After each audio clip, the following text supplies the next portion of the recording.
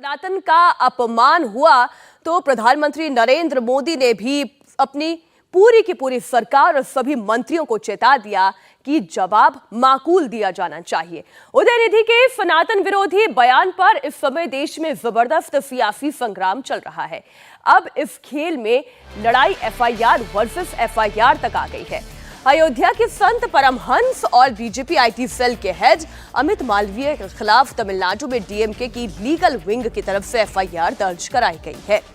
दरअसल उदयनिधि के बयान के बाद संत परमहंस ने उनका सिर लाने वाले को 10 करोड़ का इनाम देने का ऐलान किया था, जिसके चलते आज डीएमके लीगल विंग की ओर से मदुरई में उनके खिलाफ एफआईआर दर्ज कराई गई है। वहीं बीजेपी आईटी सेल के हेड अमित मालवीय के खिलाफ भी एफआईआर दर्ज की गई है। अमित मालवीय पर गलत जानकारी फैलाने का आरोप लगाया गया। इससे पहले उदयनिधि और प्रियंक खड़गे के खिलाफ उत्तर प्रदेश के रामपुर में भी एफआईआर दर्ज कराई गई थी। हमारे साथ संवाददाता टी राघवन जुड़ गए इस बड़ी खबर पर। राघवन, पहले तो एफआईआर दर्ज हुई थी उदयनिधि स्टालिन और प्रियंक खड़गे के खिलाफ, लेकिन अब अमित मालवीय और परमहंस के खिलाफ भी एफआईआर दर्ज हो गई है।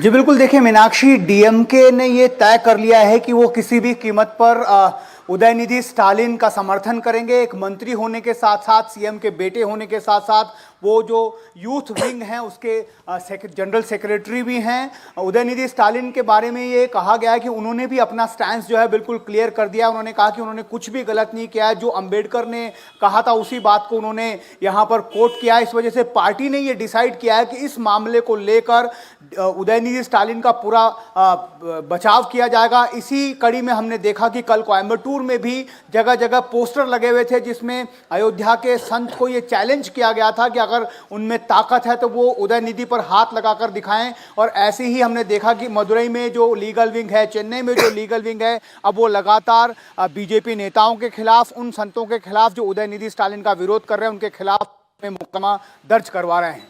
बहुत शुक्रिया राघवन, पूरी जानकारी के लिए आपका।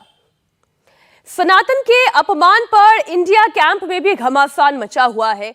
इंडिया टीवी हर वक्त हर जगह डाउनलोड करने के लिए सर्च करें India TV news Google play store या ऐप स्टोर पर।